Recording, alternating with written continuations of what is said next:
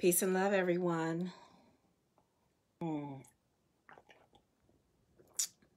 Had to get myself situated in a different space today. So, today is May Day, May 1st. And as a little girl, I remember the streamers going around the maypole. You know, I really didn't even know what it was all about. But May Day is a day for the initiation of spring.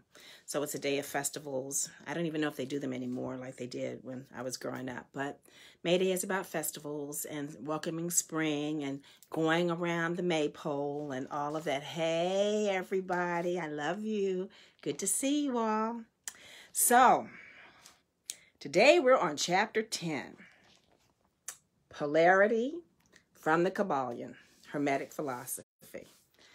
And it's been a very good day for me thus far. It's 5:30 Eastern Standard Time, and wherever you are, whatever time it is there, I hope it's been a good day for you, even with what's going on in the planet. You know, yesterday we talked about vibration, so I'm just being very conscious of keeping my vibration high so that no thing can harm me, but only good can come to me.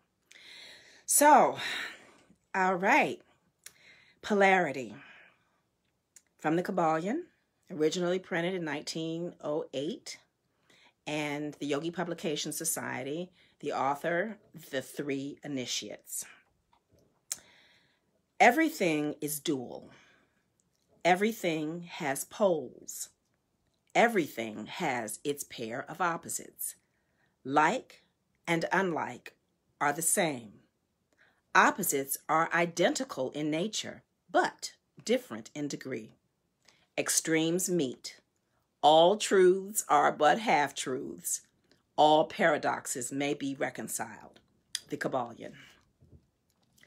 The great fourth Hermetic principle, the principle of polarity, embodies the truth that all manifested things have two sides, two aspects, two poles, a pair of opposites with manifold degrees between the two extremes. The old paradoxes which have ever perplexed the mind of men are explained by an understanding of this principle.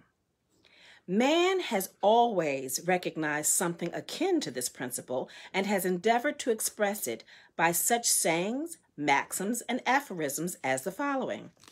Everything is and isn't at the same time. That's one. All truths are but half-truths. That's another. Every truth is half false. There are two sides to everything. How many times have you said that? There is a reverse side to every shield, etc., etc. The Hermetic teachings are to the effect that the difference between things seemingly diametrically opposed to each other is merely a matter of degree. It teaches that the pairs of opposites may be reconciled, and that theses and antitheses are identical in nature, or antithesis, as some like to say, are identical in nature but different in degree, and that the universal reconciliation of opposites is affected by a recognition of this principle of polarity. The teachers claim that illustrations of this principle may be had on every hand and from an examination into the real nature of anything. They begin by showing that spirit and matter are but the two poles of the same thing, the intermediate planes being merely degrees of vibration, as we spoke about yesterday. They show that the all and the many are the same. The difference between merely a matter of degree of mental manifestation. So the all, for those of you who are just joining us, is the supreme, the all in all, what you may refer to as the highest, the most high, beyond the universe, just God, infinite. All right. Thus, the law and laws are like two opposite poles of one thing. Likewise, principle and principles. Infinite mind, in caps, and finite minds. Then, passing on to the physical plane, they illustrate the principle by showing that heat and cold are identical in nature, the differences being merely a matter of degrees. The thermometer shows many degrees of temperature, the lowest pole being called cold and the highest heat. Between these two poles are many degrees of heat or cold. Call them either and you are equally correct. The higher of 2 degrees is always warmer, while the lower is always colder. There is no absolute standard. All is a matter of degree. There is no place on the thermometer where heat ceases and cold begins. It is all a matter of higher or lower vibrations. The very terms high and low, which we are compelled to use, are but poles of the same thing. The terms are relative. So with east and west. Travel around the world in an eastward direction and you reach a point which is called west at your starting point. And you return from that point westward. Travel far enough north and you will always find yourself traveling south or vice versa. Light and darkness are poles of the same thing, with many degrees between them. The musical scale is the same. Starting with C, you move upward until you reach another C, and so on. The differences between the two ends of the board being the same, with many degrees between the two extremes. The scale of color is the same. Higher and lower vibrations being the only difference between high violet and low red. Large and small are relative. So are noise and quiet. Hard and soft follow the rule. Likewise, sharp and dull. Positive and negative are 2 poles of the same thing, with countless degrees between them. Good and bad are not absolute. We call one end of the scale good and the other bad, or one end good and the other evil, according to the use of terms. A thing is less good than the thing higher in the scale, but that less good thing in turn is more good than the thing next below it, and so on, the more or less being regulated by the position on the scale. And so it is on the mental plane.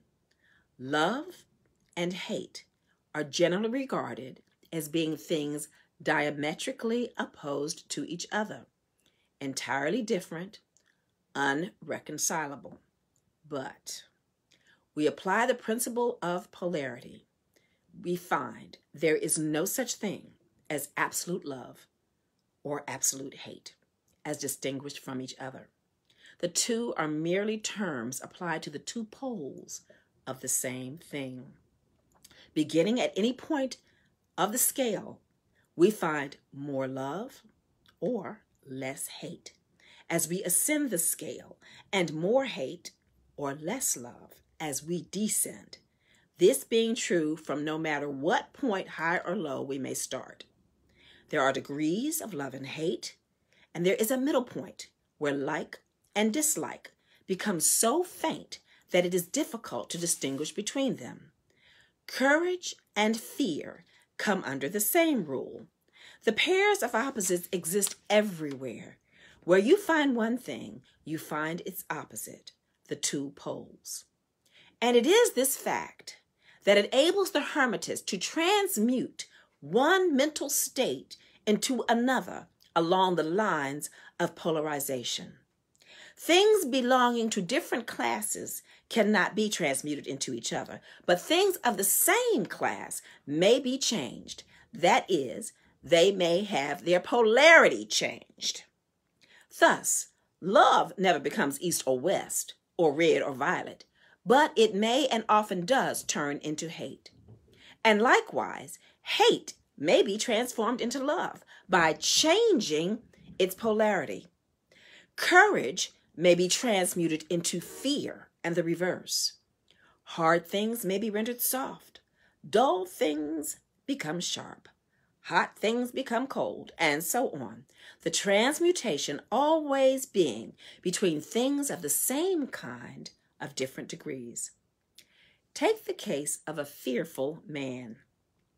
by raising his mental vibration along the lines of fear, courage, that's fear-courage. He can be filled with the highest degrees of courage and fearlessness. And likewise, the slothful man may change himself into an active, energetic individual simply by polarizing along the lines of the desired quality. The student who is familiar with the processes by which the various schools of mental science, etc., produce changes in the mental states of those following their teachings, you heard that? The student who is familiar with the processes by which the various schools of mental science, etc., produce changes in the mental states of those following their teachings may not readily understand the principle underlying many of these things.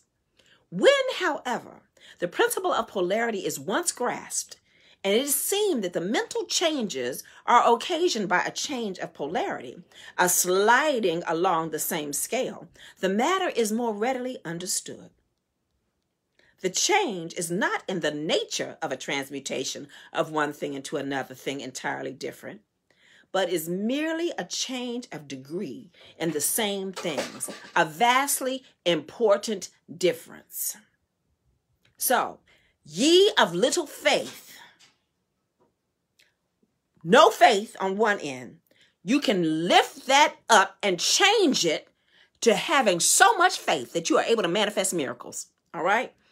So, for instance, that was a sidebar. For instance, borrowing an analogy from the physical plane, it is impossible to change heat into sharpness, loudness, highness, etc. But heat may readily be transmuted into cold simply by lowering the vibrations. In the same way, hate and love are mentally transmutable. How many of us had thought we hated somebody that we loved so much? Okay? So, in the same way, hate and love are mutually transmutable. So are fear and courage. But fear cannot be transformed into love, nor can courage be transmuted into hate. The mental states belong to innumerable classes, each class of which has its opposite poles along which transmutation is possible. The student will readily recognize that in the mental states, as well as in the phenomena of the physical plane, the two poles may be classified as positive and negative, respectively. Thus, love is positive to hate, courage to fear, activity to non-activity, etc., etc.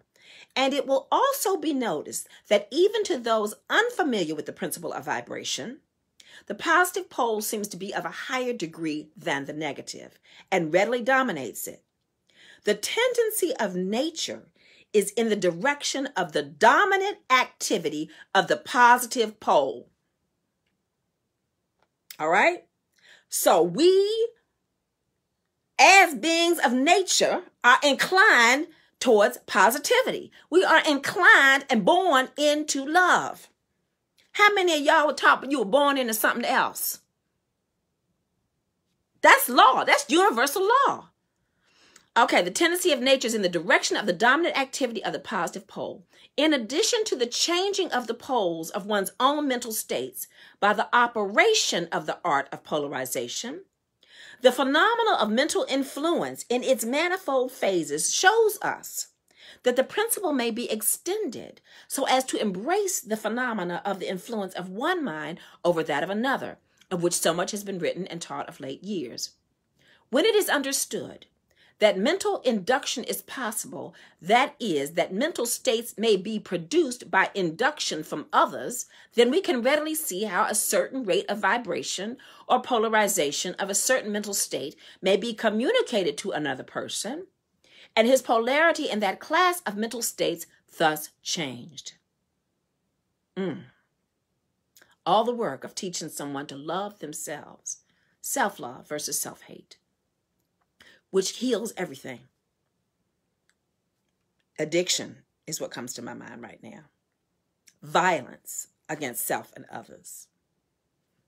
Changing the mental state, we can induce that in the world through meditation and prayer. It is along this principle that the results of many of the mental treatments, as I was just saying, are obtained. For instance, a person is blue, melancholy, and full of fear. A mental scientist bringing his own mind up to the desired vibration by his trained will, and thus obtaining the desired polarization in his own case, then produces a similar mental state in the other by induction. The result being that the vibrations are raised and the person polarizes towards the positive end of the scale instead toward the negative. And his fear and other negative emotions are transmuted to courage and similar positive mental states. A little study will show you that these mental changes are nearly all along the line of polarization, the change being one of degree rather than of kind. A knowledge of the existence of this great Hermetic principle will enable the student to better understand his or her own mental states and those of other people.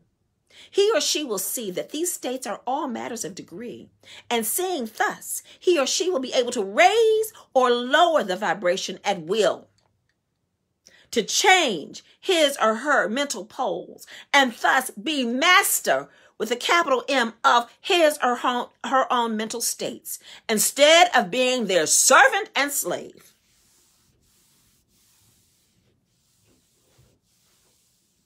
Be ye transformed by the renewing of your mind. That's a sidebar from the Bible. And by his knowledge, he will be able to aid his fellows intelligently, and by the appropriate methods, change the polarity when the same is desirable. We advise all students to familiarize themselves with the principle of polarity, for a correct understanding of the same will throw light on many difficult subjects. That's the universal law of polarity. That's the universal law. It works. Apply it. As I said earlier, you can download this PDF on your computer and print it, or read it along with me, on your computer and then on the phone, if you don't want to print it and waste trees. Early writings in the 20th century, but ancient teachings from the beginning of time. Take it back to Egypt. And then, of course, the Greeks got hold of it. But these are the universal principles that are in every religion that teaches. Used to be thought of as mystery. It's no mystery. It's all there. Many of us were only taught to pick up one book as little people, which is good. It's the good book. That's what we were taught. But that good book has universal law that many people are not able to interpret and understand because many of their preachers don't understand it. So learn for yourself so that you can be the master of your destiny, of your life. When you surrender, I surrender all. I surrender so that the best me can be manifested, so that I can change my world because I changed my mind, and in so doing can help change and influence positively, because we can go either way, but we were born to be moving higher spiritward in a positive direction, a direction of love. That's my message for today. God bless you. Now I'm getting ready to go to a Zoom party. I got my little clothes on, and I'm going to go Zoom and raise a little bit of money for another religious organization, a Sarset. So anyway, I love you all. Thank you all so much for joining us today for the reading of the Kybalion Chapter 10, Polarity. We have a few more chapters to go, and then we'll see what comes up next. Thank you for showing up, my cousins, my sister from West Virginia, from high school, my brother, Larry, from West Virginia, Reverend Sandra, of course, Mom Jar in Senegal. Ramadan Mubarak, bless you, and happy May Day. Make it a peaceful day as we move directly into the spring season. Bless you.